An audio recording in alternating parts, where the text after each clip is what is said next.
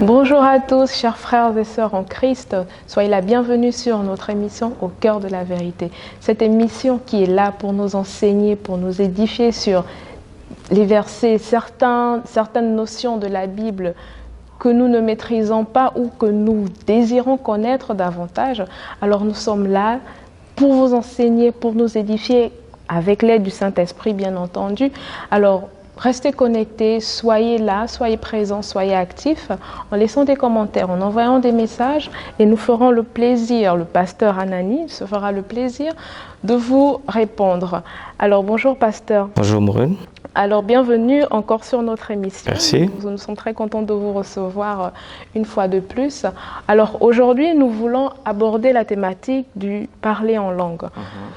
C'est un sujet assez intéressant, je dois le dire, parce que beaucoup se demandent en fait qu'est-ce que c'est le parler en langue. Nous le voyons, nous voyons des manifestations de ce parler en langue, mais nous ne comprenons pas en fait c'est quoi cette langue. Est-elle inspirée réellement du Saint-Esprit, comme on nous le dit dans les assemblées, et est-ce que c'est tout le monde qui peut parler en langue?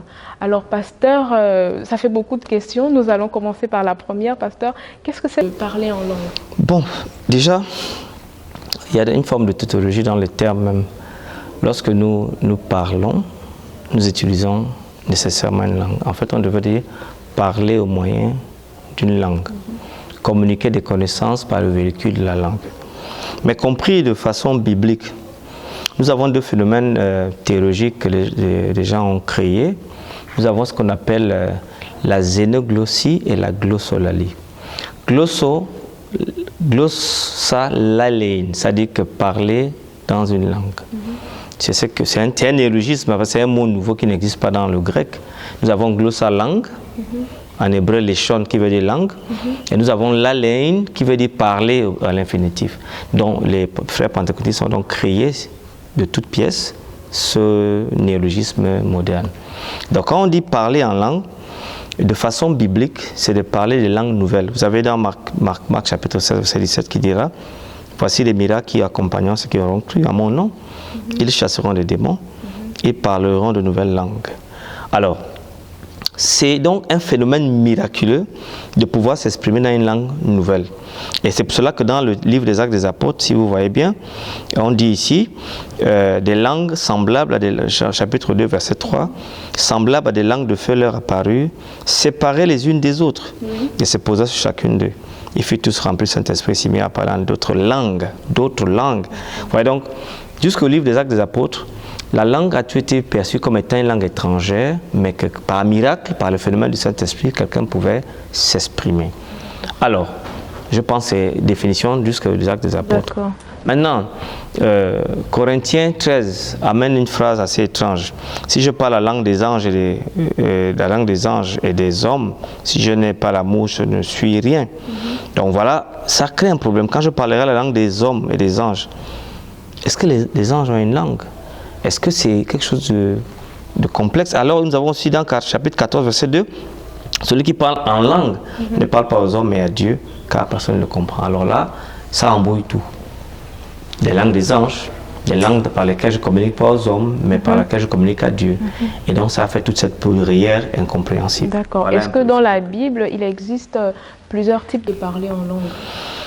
Normalement, bibliquement parlant, il ne devrait exister qu'un seul type. Rappelez-vous, Dieu voulait toucher le monde entier, et le monde entier est fait de plusieurs langues. Je pense qu'il y a plus de 1000 langues, si on fait les recensements. Mais Dieu veut toucher les 1000 langues dans toutes nations, toutes tribus, tout peuple et toute nation. Comment fait-il? Soit il envoie des missionnaires de la Palestine, qui devraient aller prêcher à ces gens chez eux, mais dans leur langue vernaculaire. Donc il fallait donc que Dieu obéisse à un miracle linguistique.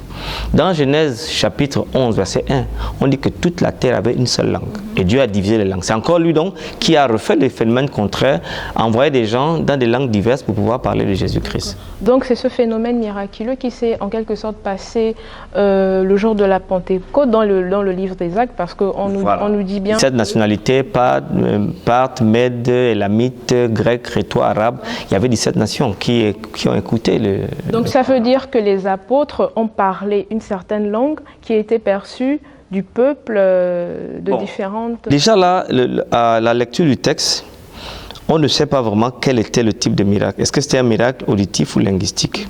Parce que verset acte 2, on dit Crétois et Arabes. Comment les entendons-nous parler dans nos langues des merveilles de Dieu? Donc, il se peut que les Arabes, les 12 apôtres, ont exprimé le message dans leur langue normale, du grec ou de l'araméen si possible, et que le miracle s'est passé dans le Saint-Esprit, dans la vie des gens qui aient pu saisir cela sur le plan auditif. Il se pourrait également, parce que vous savez, il y avait 17 nationalités, si nous voyageons dans un endroit où nous ne parlons qu'un même un langage, comme par exemple nous sommes fans, nous allons à Jérusalem, et on ne parle pas anglais, on aura tendance à se regrouper, les fans. Donc peut-être que Dieu maintenant a envoyé pour chaque partie regroupée un missionnaire qui pouvait communiquer en fang, communiquer en arabe, communiquer. Donc le texte peut prêter aux deux dimensions du miracle. Et là encore, on peut se demander, est-ce que c'était ponctuel? C'est-à-dire, est-ce qu'au moment où ce miracle s'est manifesté, c'était juste pendant un moment où ça s'est tiré sur... c'est-à-dire sur la vie des apôtres en général, est-ce qu'ils ont toujours eu ce don, cette capacité de parler dans une certaine langue et se faire comprendre d'autres peuples qui ne parlaient pas cette langue? Bon, vous voyez le miracle que Dieu a accompli dans Actes chapitre 10, la maison de Corneille. Vous rappelez-vous? Oui, tout à fait. Alors donc, Pierre est accusé dans chapitre 11 d'être monté à Jérusalem. Et on lui fait des reproches. Tu es rentré chez des incirconcis, Actes chapitre 11, verset 3, et tu as mangé avec eux. Pierre s'est mis à leur exposer d'une manière suivie ce qui s'est passé. Il dit, j'étais dans la ville de Jopé. Pendant que je priais, je tombais en extase, j'étais en vision. Un objet semblable à une grande nappe attachée, ainsi de suite. Et puis, plus loin, Pierre dit quelque part, donc, pourquoi je refuserais-je le baptême à des gens que Dieu a donné le Saint-Esprit comme à nous? Donc, il semble que ce n'était pas un mouvement répétitif. Les langues étaient un signe de la reconnaissance du choix divin. Dans Actes chapitre 2, les Juifs ont reçu l'Esprit sous forme de langue de feu, n'est-ce pas? Ils ont parlé en des langues différentes. Dans Actes chapitre 10, nous voyons que Pierre, quand il allait chez Corneille, a aussi accepté que Dieu était dans la vie des païens quand la langue, l'Esprit est descendu sur la famille de Corneille et ils ont parlé en diverses langues. Paul également, lorsqu'il rencontre les frères de la Samarie en Actes chapitre 8 et Actes chapitre 19, la langue doit être un signe de reconnaissance visible de Dieu. Maintenant, Pierre va dire dans Actes chapitre 11, comme en nous au commencement. Donc ce n'était pas répétitif, c'était un acte juste d'identification claire. Et dans ce sens, je pense que oui, il y avait ce phénomène dans le livre des Apôtres qui était un acte vraiment ponctuel, pas répétitif. Okay. Donc finalement, que doit-on dire de se parler en langue? Est-ce un phénomène linguistique? Est-ce un phénomène religieux? Est-ce un phénomène mystique? Ok, d'accord. Ce que je puis dire, c'est que le parler, la glossolalie, telle qu'elle se présente dans les églises pentecôtistes, charismatiques et néo-pentecôtistes, n'est pas un phénomène chrétien seulement. Déjà du temps de Paul, la pythie de Delphes parlait en langue, les hindous dans le temple Bouddha ils parlent en langue, les vaudous parlent en langue, même dans nos régions traditionnelles africaines, ils parlent en langue. Donc ce n'est pas un phénomène seulement limité au christianisme. Maintenant sur le plan psycholinguistique, le parler en langue sur le plan psychologique, selon des savants comme Lombard, vous avez des grands savants, ou George Cuten, c'est une forme de régression dans laquelle la personne abandonne son intelligence à un esprit. C'est ça.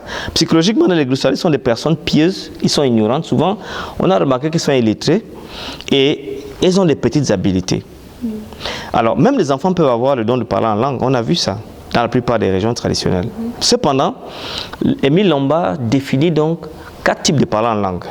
Nous avons le premier type qui est appelé par des savants comme Lombard, phonation frustre, qui est caractérisé par des jargons incompréhensibles, un marmonnement, gargouillage, gémissement.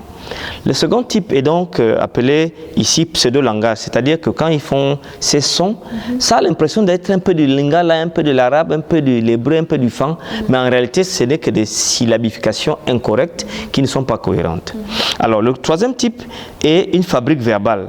C'est-à-dire les mots créés par l'individu peuvent contenir des particules et des phonèmes qui ressemblent à une langue connue, mais qui n'est pas un langage propre. Le quatrième cas de la glossolalie est appelé par Lombard xénoglossie, ou le fait de parler plusieurs langues étrangères. En métapsychologie, donc, c'est un phénomène par lequel un médium, un magicien, peut s'exprimer dans ta langue, mais il ne l'a pas apprise.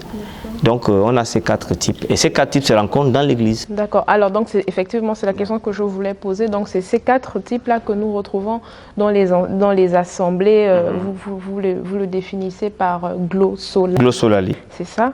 Alors, merci, pasteur. Alors, j'aimerais revenir sur la langue des anges, parce que si, elle est biblique, l'appellation langue des anges.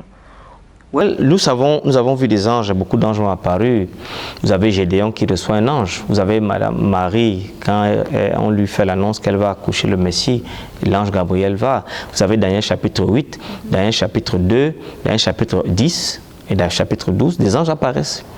Mais sur le plan littéraire et du témoignage que Dieu nous donne, les anges parlent la langue des personnes qu'elles rencontrent. Donc, c'est-à-dire si un ange apparaît là tout de suite, ma langue vernaculaire c'est le fond, donc si un ange apparaît, il va parler. Le langage c'est la communication, c'est de se faire comprendre. Bon, donc, et quand Paul dit dans 1 Corinthiens 13, 1, si je parle la langue des anges ou des hommes, c'est une supposition. Déjà. C'est une supposition dans la syntaxe grecque, qui est une supposition qui n'est pas, c'est-à-dire qu'il y a ce qu'on appelle, il y a une méthode, une syntaxe. Quand on veut dire quelque chose est vrai, on va mettre une syntaxe avec un verbe à l'indicatif. Mais le verbe n'est pas à l'indicatif. Il est au subjonctif. C'est le verbe du doute. Il dit donc, si je parle la langue des anges et des hommes, c'est-à-dire qu'il pourrait dire, si la langue des anges existait et que je la parlais, c'est ça qu'il veut dire, une supposition, mais il a pris une hyperbole très élevée, c'est une hyperbole très élevée, mais si je n'ai pas l'amour, cela ne me sert de rien. Vous voyez donc, entre la langue des anges, c'est le lieu le plus élevé, et me servir de rien, c'est dans 2 extrêmes. Paul était en train de faire une leçon. Donc les anges, est-ce qu'ils ont une langue particulière au ciel? Je ne peux pas vous la démontrer, mais je sais quand même que quand ils viennent vers nous, ils nous parlent dans les langues dans lesquelles nous sommes. D'accord. Est-ce un phénomène de conscience, le phénomène de parler en langue, est-ce un phénomène de conscience ou en marge de la conscience? C'est en marge de la conscience. Parce que 1 Corinthiens 14 dit ceci. Il dit, car si je prie en langue, mon esprit est en prière, mais mon intelligence demeure stérile. Ici, le terme grec pour dire stérile est vraiment un terme assez intéressant, parce que vraiment c'est un terme qui est akapos. Kapos signifie fruit. Donc, le français traduit donc stérile, c'est-à-dire que ça ne porte pas de fruits, il n'y a aucune communication. Alors, donc c'était un pseudo-langage pour Paul qui dit que ma bouche, mon organe de communication s'exprime et travaille, mais mon esprit de communication ne travaille pas. Et le verset 15 il dit alors, que faire donc? Et il dit, je prierai par l'esprit, mais j'ai prié aussi avec l'intelligence. Je chanterai par l'esprit, mais je chanterai aussi avec l'intelligence. Autrement, si on ne fait pas comme ça, c'est du charabia et ça n'a pas de sens. Tout à fait. Et donc finalement, puisque on peut s'exprimer en français qui est la langue courante, comme dans notre langue maternelle d'origine, Dieu, il nous entend, il nous comprend bien. Alors, est-ce qu'on peut dire que le parler en langue est un don spirituel? Oui, vous savez, dans 1 Corinthiens 12, verset 28 à 29, on dit, tous partis, même on va aller plus tôt, on va dire le don de parler des langues, c'est un don, verset 6 à 7, mais le verset 28 détermine bien que ce n'est pas tous qui parlent en langue. C'est un don qui n'est pas pour tous les chrétiens. Et la Bible, Paul va dire, tous parlent-ils en langue? Et la réponse à cette question, c'est non. Et comment reconnaître en fait cette langue? Comment reconnaître que lorsque nous sommes dans une assemblée, on voit une manifestation et cette glossolalie-là se fait entendre? Comment reconnaître ou comment affirmer, certifier que effectivement là c'est le parler en langue dont on nous parle? Dans Actes chapitre 2, les pèlerins ont reconnu que c'était une langue. Ils ont été étonnés de voir, d'écouter dans leur langue maternelle les merveilles de Dieu. Alors ici, Paul dit dans chapitre 14, verset 19, dans l'église, j'aime mieux dire 5 paroles avec mon intelligence, afin d'instruire aussi les autres que 10 000 paroles en langue. Vous voyez ici, la vraie langue de Dieu, c'est une langue qui édifie, pas moi seul, mais qui édifie la communauté, et qui a un sens et qui véhicule la parole. Et vous savez ici, quand vous avez une équation 5 sur 10 000, c'est 0,005. Ça veut dire qu'en fait, une langue qui s'édifie soi-même, pour Paul, selon l'équation mathématique, elle ne vaut rien. Elle ne vaut rien, parce qu'effectivement, lorsque l'on entend poser des questions, qu'est-ce qu'elle dit ou qu'est-ce qu'il dit, donc en ce sens-là, on peut déjà reconnaître que c'est pas inspiré du Saint-Esprit, en fait. Voilà ce que je veux dire. Vous savez, l'alternative de la glossolalie, c'est que le nous, l'intelligence, est infructueuse, spirituellement inopérante, au point les mots mystérieux, obscurs, que ce soit pour celui qui parle que pour les auditeurs, parce qu'il faut un interprète, n'est-ce pas? Ok. Alors, il y a un phénomène très étrange. Paul va dire donc, dans le verset 23, 1 Corinthiens 14, « Si donc dans une assemblée de l'Église entière, tous parlent en langue qu'il entre des simples auditeurs ou des non-croyants, ne diront-ils pas que vous êtes fous ?» C'est vraiment grave ça. Très, très grave. Hein, c'est très grave. Que faire donc? Lorsque vous assemblez, les uns ou les autres parmi vous ont-ils un cantique, une instruction, une relation, une langue, une interprétation, que tout se fasse pour l'édification.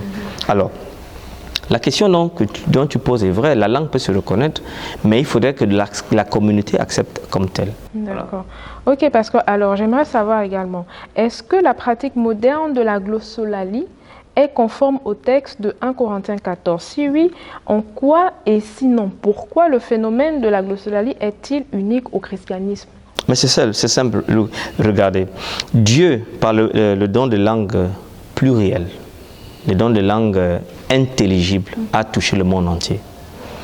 Le pentecôtisme, en 1906, dans la rue d'Azusa, a amené ce don de langue inintelligible.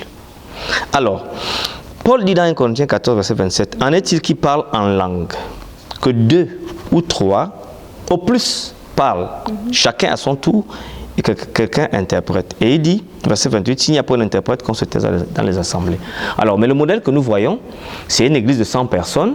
À un moment donné, la musique est faite, l'ambiance est donnée, et tout le monde parle en langue. Donc, en réalité, s'il veut parler en langue, ok, mais le modèle de la Bible, le conseil de Paul n'est pas suivi. Ce qui devrait être fait, c'est que dans le culte, parler en langue, 3 personnes doivent se faire et chacun à son tour et interprétation s'en suivrait. Et une édification, voilà. Un enseignement. L'enseignement doit véhiculer la communication. Mais le modèle que nous voyons, c'est des chrétiens qui se reposent dans le Seigneur. Eux-mêmes, ils chantent, ils crient. Je vous raconte une histoire. J'ai pris une fois le Notre Père en Lingala. J'ai fait réciter ça par quelqu'un en Lingala. Et j'ai demandé à un ami pasteur de me donner 2 personnes qui ont le don d'interprétation reconnu. Et cela s'est fait. Alors quand nous avons fait écouter la bande, nous avons prié, nous avons écouté la bande, et le premier a dit non, il rend une action de grâce à Dieu. Le deuxième a dit non, il demande à Dieu des bénédictions. Mais quand j'ai expliqué que c'était notre Père en Lingala, ils ont dit oui, mais bon, voyez-vous la langue. J'ai dit, donc voyez, il n'y a aucun moyen de vérification. Vous pouvez prendre n'importe, enregistrer avec vos téléphones à une église, un langage donné, amener dans notre église. Ça veut dire qu'il n'y a aucun moyen de vérification. Donc il n'y a pas un critère de clarification. Il n'y a rien. Donc la langue change en fonction de l'orateur, en fonction de l'interprète. Donc c'est un don qui est très dangereux. Bon, et alors, mais qu'est-ce qui est derrière? En fait, je parlais du côté spirituel. Est-ce que c'est inspiré vraiment par Dieu ou alors c'est une manipulation? Parce qu'il faut dire, notre ennemi, il est là, il s'acharne, il est debout. Est-ce qu'il n'utilise pas ce parler en langue justement pour distraire un peu le peuple? Bon, et dans Corinthiens 14, Paul dit rechercher l'amour. Aspirer aussi au don spirituel, mais surtout à celui de prophétie. Le don spirituel, là, c'est pneumatique en grec qui veut dire les choses appartenant à l'esprit. En réalité, les scientifiques ont démontré que toute glossolalie est le propre d'une possession d'un esprit. Et en termes donc bon ou mauvais, un esprit qui est derrière. Puisque le vaudou qui parle en langue, ce n'est pas l'esprit de Dieu. Nos religions traditionnelles africaines, tous ces gens qui parlent en langue après la possession de l'esprit, ce n'est pas l'esprit de Dieu. Donc il faut un esprit. Alors la question de savoir à l'église chrétienne, quel est l'esprit qui est derrière ça?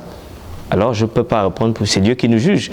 Notre travail simplement c'est de tirer les sonnets d'alarme et dire ok, si vous voulez parler en langue inintelligible, mais faites-le selon le modèle de Paul.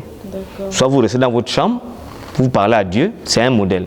Soit quand vous le faites à l'église de Dieu, vous le faites à un tour qui est suivie d'une interprétation. Et cette langue peut être la langue vernaculaire? Elle peut être n'importe quelle langue, mais pourvu qu'elle soit interprétée, parce qu'en fait, à l'église, on se réunit pour une communication de l'esprit. Donc voilà un peu ce que je peux dire de ça. Et je bénis les frères qui pourraient écouter cette émission et puis se mettre un peu en question. D'accord. Très bien, merci beaucoup pasteur d'avoir été là pour répondre à toutes ces questions, parce que le parler en langue, comme je le disais plus tôt, reste un mystère en fait dans nos assemblées, et on veut comprendre, on veut savoir, est-ce que celui qui parle en langue est directement en contact avec le Très-Haut? Est-ce qu'il est mieux que celui qui dit son Notre Père en français? Donc c'est vraiment important que ce genre de thématique soit abordé, et on bénit encore le Seigneur que vous ayez répondu présent à notre appel. Alors si vous avez un mot de fin. Voyez-vous, la plupart des pasteurs que je connais, qui sont des amis, qui sont pentecôtistes, qui sont charismatiques, c'est un sujet de prière, en fait c'est un appel que je fais. Le Seigneur est le Père, parce qu'il est le créateur de la langue, c'est lui qui l'a divisé en Genèse chapitre 11, et il est capable encore de nous ramener ensemble en unité. Mais depuis 1906, à la célèbre rue d'Azusa, où cette don de langue a créé le mouvement pentecôtiste, il y a eu une vague, après il y a eu une deuxième vague, une troisième vague qui est le nouveau charismatique. Cette langue amène plus de division. Mais ce qui est encore plus grave, la Bible dit le Saint-Esprit nous amènera dans toute la vérité. Mais regardez un peu le pentecôtisme, le néo-pentecôtisme, le nouveau charismatique et le charismatisme. Quatre mouvements globaux, mus de l'esprit, mais qui sont si détachés doctrinalement. Mais si l'esprit doit donner les profondeurs de Dieu, l'esprit nous mène dans toute la vérité, dit le texte de Jean chapitre 14. Pourquoi il y a tant de divisions dans l'église de Dieu? Puisqu'il devait leur révéler ce qu'il faut, on ne comprend pas. Est-ce qu'il faut garder le sabbat? Est-ce qu'il faut garder le dimanche? Est-ce qu'il faut faire ceci? Mais étant mis de l'esprit, il devait nous dire non, Dieu nous dit c'est ça. Et puis l'église, c'était très clair. Mais nous voyons plus de division qu'il y a de l'union, tant dans la vérité que soit même dans le message. À ce moment donné, je veux juger personne, mais j'ai l'impression que ce n'est pas l'Esprit de Dieu qui est derrière ces choses. Juste à cause. Parce que l'Esprit de Dieu amène l'unité doctrinale, l'unité fraternelle. Mais quand il n'y a plus de division, comme ça, j'ai l'impression que je suspecte fortement que l'Esprit du diable est derrière ces choses. Mais je ne peux pas juger les gens. Notre travail, c'est juste d'attirer l'attention sur un phénomène dangereux. D'accord, très bien. Nous vous remercions, pasteur. Que l'Esprit de Dieu nous mène vers toute la vérité, vers la justice, vers l'unité surtout. Alors, c'était l'émission Au cœur de la vérité. Nous vous remercions d'avoir été là, pasteur. Nous vous remercions aussi à vous tous qui nous regardez. Nous nous retrouvons pour un prochain numéro pour aborder une autre thématique. Soyez bénis, vous tous, dans le nom puissant de notre Sauveur Jésus-Christ. À bientôt.